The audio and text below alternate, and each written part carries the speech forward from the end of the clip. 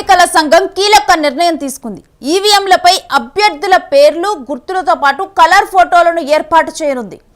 అభ్యర్థులు ఒకే పేరు కలిగి ఉండటం వల్ల ఓటర్లు తరచుగా కూడా గందరగోళానికి గురవుతారని కమిషన్ చెబుతోంది. బీహార్ అసెంబ్లీ ఎన్నికల నుంచే ఈ కొత్త నిబంధన అమలు చేయనున్నట్లుగా పేర్కొన్నది. కాగా బీహార్లో అసెంబ్లీ ఎన్నికల తేదీలను అక్టోబర్లో ప్రకటించే అవకాశం ఉంది. ఇక పేపర్ బ్యాలెట్ విధానానికి ప్రత్యామ్నాయంగా రూపొందించబడిన ఈ వ్యవస్థపై రాజకీయ పార్టీలు అభ్యంతరాలు వ్యక్తం చేస్తూనే వస్తున్నాయి. అయితే అవకతవకలకు ఎలాంటి తావు లేదంటూ ఈవీఎంలను కేంద్ర ఎన్నికల సంఘం సమర్థించుకుంటూ వస్తోంది. ఈ క్రమంలో బీహార్ ఎన్నికల నుంచి ఈవీఎంల విషయంలో ఈసీ కొత్త నిబంధనలు అమలు చేయనుంది. అయితే వీటికి సంబంధించిన డీటెయిల్స్ మా ప్రతినిధి వెంకట్ అడిగి తెలుసుకుందాం.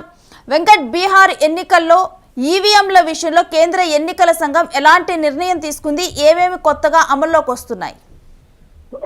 రేణు, గత కొన్ని రోజులుగా ఈవీఎంల గత కొన్నేళ్లుగా ఈ 2014 నుంచి కూడా ఈవీఎంల విషయంలో తీవ్ర ఆరోపణలు వచ్చినాయి. 2018లో జరిగినటువంటి రాజస్థాన్, మధ్యప్రదేశ్, తెలంగాణ, ఛత్తీస్గఢ్ ఈ 3 రాష్ట్రాల ఎన్నికల తర్వాత ఈ ఆరోపణలు అనేది తీవ్రమైనవి. ఇక 2024 ఎన్నికల్లో ఆంధ్రప్రదేశ్ సహా పలు రాష్ట్రాల్లో, అంటే కేంద్రంలో కానీ పలు రాష్ట్రాల్లో కానీ జరిగినటువంటి ఎన్నికల్లో అక్రమాలు జరిగినాయి అనేది అప్పుడు ఓడిపోయిన రాజకీయ పార్టీలు చేస్తున్నటువంటి ఆరోపణ. ఈ విషయంలో కాంగ్రెస్ పార్టీ అగ్రనేత రాహుల్ గాంధీ గత కొన్ని రోజులుగా కేంద్రాన్ని అలాగే ఎన్నికల సంఘాన్ని లక్ష్యంగా చేసుకున్నారు. ఇటీవల ఓటు చోరీ పేరుతో ప్రస్తుతం త్వరలో ఎన్నికలు జరగబోయే బీహార్ లో కూడా ఆయన ఒక ర్యాలీని కూడా నిర్వహించారు. ఈ ర్యాలీకి కూడా మంచి స్పందన వచ్చింది. ఈ తరుణంలో కేంద్ర ఎన్నికల సంఘం కీలక నిర్ణయం తీసుకుంది.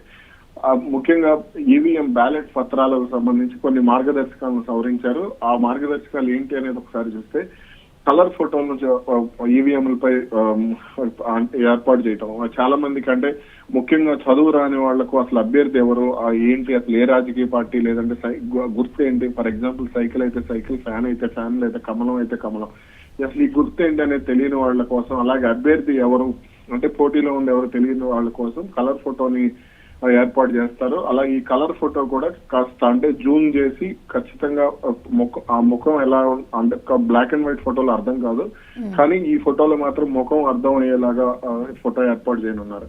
అలాగే సీరియల్ నెంబర్లు, ముఖ్యంగా అభ్యర్థులకు సంబంధించినటువంటి సీరియల్ నెంబర్లు, అలాగే నోటా, దీనికి కూడా ప్రత్యేకంగా సీరియల్ నెంబర్ ఏర్పాటు చేస్తారు. ఈ సీరియల్ నెంబర్లు కూడా అంతర్జాతీయ సంఖ్యలతో పాటుగా భారతీయ, అంటే మన భారత భాషల్లో కూడా ఏ రాష్ట్రంలో ఎన్నికలు జరిగితే ఆ రాష్ట్రంలో ఆ భాషల్లో కూడా నెంబర్లు ఉంటాయి అన్నమాట.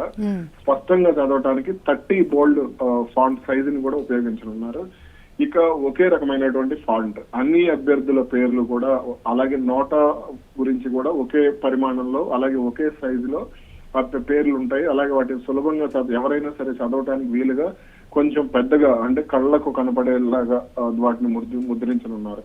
ఇక పేపర్ నాణ్యత విషయంలో కూడా ఎన్నికల సంఘం జాగ్రత్తలు తీసుకోవడం లేదు అనేటువంటి ఆరోపణలు కూడా గత కొన్ని రోజులుగా వినపడుతున్నాయి. కానీ ఈసారి మాత్రం ఎన్నికల సంఘం అంటే ఇప్పుడు తీసుకున్నటువంటి నిర్ణయం ప్రకారం బ్యాలెట్ పేపర్లను 70 GSM పేపర్ పై ముద్రించనున్నారు. అసెంబ్లీ ఎన్నికల కోసం, బీహార్ లో జరగబోయే అసెంబ్లీ ఎన్నికల కోసం ఖచ్చితమైనటువంటి గులాబీ రంగు కాగితం వాడనున్నారు. అలాగే వీటిని బీహార్ ఎన్నికలతో ప్రారంభించి ఆ తర్వాత ఓటర్ల అభిప్రాయం కూడా తీసుకుని ఆ తర్వాత మిగిలిన రాష్ట్రాల్లో ఎన్నికలతో, అంటే తర్వాత జరగబోయే రాష్ట్రాల ఎన్నికల్లో కూడా వీటిని వాడే అవకాశం ఉంది.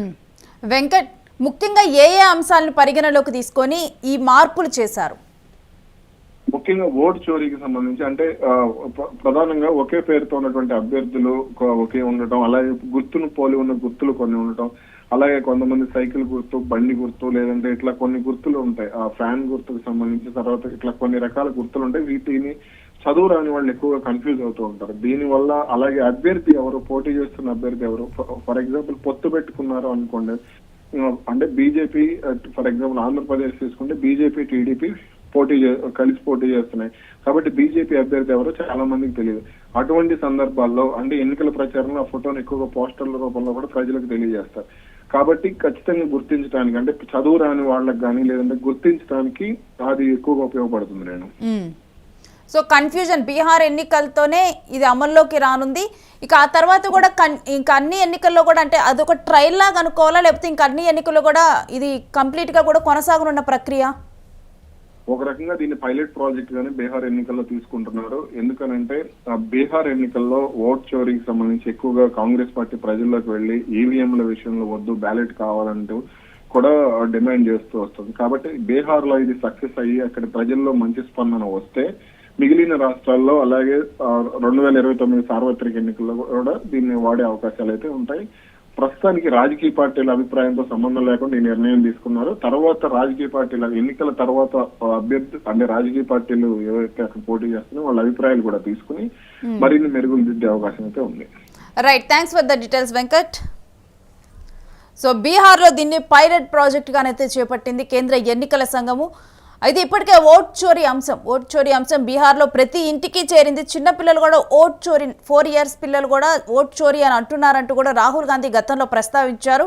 సో ఈ నేపథ్యంలో ఇప్పుడు బీహార్లో ఈ ఎలక్షన్స్ చాలా క్లియర్గా జరిగేందుకు ఈవీఎంల మీద అభ్యర్థుల పేర్లు గుర్తులు ఇప్పటి వరకు ఉండేవి. అయితే పేర్లు గుర్తులే కాదు, ఈసారి కలర్ ఫోటోలు అంటే బ్లాక్ అండ్ వైట్ ఫోటోలు కూడా కాదు. ఒకవేళ బ్లాక్ అండ్ వైట్ ఫోటోలు అయితే అభ్యర్థి మొహాలు కన్ఫ్యూజ్ అయ్యే అవకాశం ఉంటుంది. కాబట్టి కలర్ ఫోటోలనే కొంచెం జూమ్ చేసి మరి కనిపించేలాగా కొంచెం పెద్దగానే ఏర్పాటు చేయనున్నారు. ఇంకొకటి ఏంటంటే వీటి వెనక అంటే ఇంకొక కారణం ఏంటంటే ఒకే పేర్లు ఉన్న అభ్యర్థులు ఉన్నప్పుడు కొంతమంది కన్ఫ్యూజ్ అయ్యే అవకాశం కూడా ఉంటుంది. అందువల్ల అలా కన్ఫ్యూజన్ కూడా లేకుండా ఓటర్లు తరచుగా గందరగోళానికి గురవుతున్నారని కూడా కమిషన్ చెప్తుంది. అందుకని చెప్పి కూడా ఫోటోలు ఉంచనున్నారు. ఎవరి పేరైతే ఉందో వాళ్ళ పేరు దగ్గర ఆ గుర్తు పేరుతో పాటు ఫోటో కూడా ఇక నుంచి కనిపించనుంది.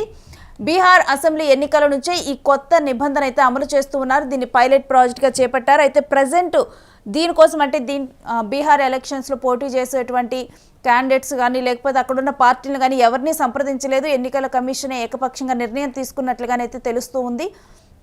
ఇక్కడ కనుక ఈ ప్రాజెక్ట్ సక్సెస్ అయితే తర్వాత మిగిలిన ఎలక్షన్స్లో కూడా ఇప్పటి నుంచి ఇది అమలు చేయనున్నట్లుగానే మనకు అర్థమవుతుంది. ఇక బీహార్లో అసెంబ్లీ ఎన్నికల తేదీని ఈ అక్టోబర్ తేదీలో ప్రకటించే అవకాశం కనిపిస్తూ ఉంది. పేపర్ బ్యాలెట్ విధానానికి ప్రత్యామ్నాయంగా రూపొందించిన ఈ వ్యవస్థ మీద ఇప్పుడు రాజకీయ పార్టీలు అభ్యంతరం వ్యక్తం చేస్తూ వస్తున్నాయి. ఓట్ చోరీ జరిగిందని చెప్పి రాహుల్ గాంధీ ఆరోపణలు చేశారు. మరోవైపు మిగిలిన రాష్ట్రాల్లో కూడా ఇప్పుడు ఏపీలో కానీ మరికొన్ని రాష్ట్రాల్లో కూడా ఓడిపోయిన పార్టీలు ఓట్ చోరీ అనే అంశాన్ని అంటే అభ్యర్థులు అక్కడ ఓట్లు గల్లంతయ్యాయి లేకపోతే ఓట్స్ ఇలా జరిగాయంటూ కూడా కొంతమంది ఇప్పటికీ కూడా ఈ ఓట్ చోరీ అంశం మీద అయితే మిగిలిన వాళ్ళు కూడా మాట్లాడుతూ ఉన్న నేపథ్యంలో ఇప్పుడు బీహార్లో ఇది ఒక పైలట్ ప్రాజెక్ట్గా తీసుకొని వచ్చారు. అయితే ఎలాంటి అవకతవకలకు కూడా తావు లేకుండా ఇటువంటి ఒక విధానాన్ని తీసుకొని వచ్చారు. ఈవీఎంలను కేంద్ర ఎన్నికల సంఘం ఎటువంటి అవకతవకలు లేవు అంటూ కూడా ఇన్ని రోజులు సమర్థించుకుంటూ వస్తుంది. ఈ క్రమంలో బీహార్ ఎన్నికల నుంచి ఈవీఎంల విషయంలో ఈసీ కొత్త నిబంధనలు అయితే చేపట్టింది.